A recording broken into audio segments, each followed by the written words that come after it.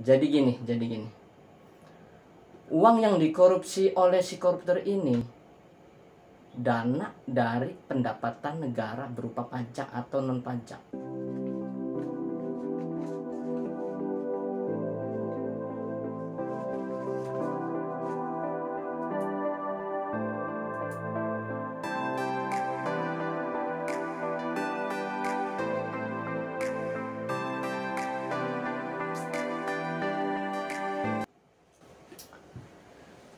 Assalamualaikum warahmatullahi wabarakatuh.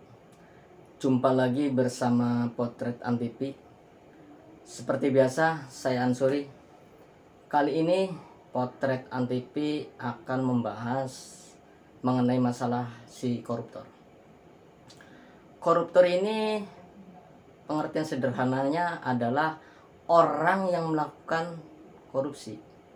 Sedangkan korupsi ini orang yang menyelewengkan atau menggelapkan uang negara atau perusahaan di tempat kerjanya. Jadi kerap kali masyarakat ini dirugikan atas dasar tindakan si koruptor yang melakukan korupsi terhadap dana-dana infrastruktur atau pembangunan yang merupakan hak dari masyarakat di sekitarnya. Dikarenakan adanya kerugian, sehingga masyarakat ini muncul pertanyaan, apakah saya sebagai masyarakat ini bisa menggugat ganti rugi kepada si koruptor itu? Nah, ini kawan-kawan, kali ini Potret TV akan membahas masalah koruptor, mengenai masalah apakah masyarakat ini bisa menggugat ganti rugi kepada si koruptor atau tidak. Tapi kawan-kawan, sebelum kita bedah atau kita bahas, nontonnya jangan di skip kawan, biar setidaknya kita bisa memahami, tidak salah paham. Jadi gini, uang yang dikorupsi oleh si koruptor ini dana dari pendapatan negara berupa pajak atau non pajak. Jadi ini masuknya ke gugatan perdata kawan-kawan. Gugatan perdata ini terkait tindak pidana korupsi dapat diajukan dalam kondisi tertentu yang diatur secara limitatif atau secara terbatas dalam Undang-Undang Nomor 31 tahun 1999 tentang pemberantasan tindak pidana korupsi atau biasa disebut dengan Tipikor, Undang-Undang Tipikor. Jadi jika pada saat penyidikan terhadap satu atau lebih unsur tindak pidana korupsi tidak cukup bukti, sedangkan secara nyata telah ada kerugian keuangan negara sebagaimana diatur dalam pasal 32 ayat 1 Undang-Undang Tipikor itu. Yang dimaksud dengan secara nyata ini telah ada kerugian keuangan negara. Dalam hal ini kerugian yang sudah dapat dihitung jumlahnya kawan-kawan. Jadi jumlah ini tahu sekian itu enggak asal jumlah saja kawan-kawan. Ada dasarnya.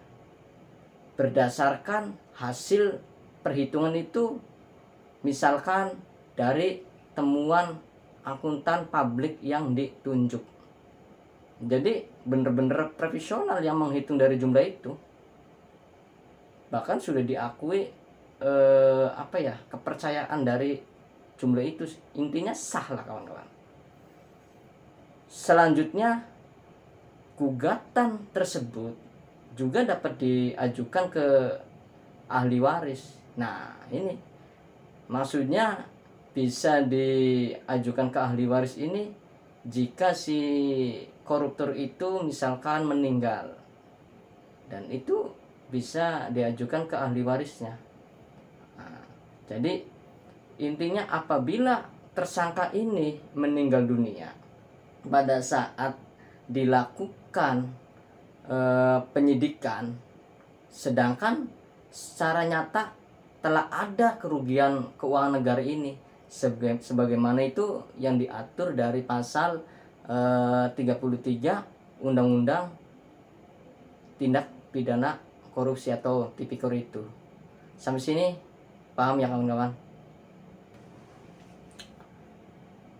Jadi intinya, singkatnya, kesimpulannya itu kawan-kawan, gugatan perdata yang tadi yang terkait tindak pidana korupsi maupun ahli warisnya itu dapat diajukan.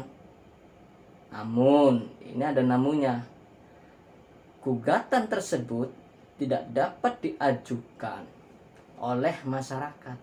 Nah, ini melainkan hanya dapat diajukan oleh negara yang diwakili oleh jaksa pengacara negara itu atau instansi yang dirugikan sepanjang memenuhi dari persyaratan kondisi yang telah ditetapkan dalam undang-undang si Tipikor itu.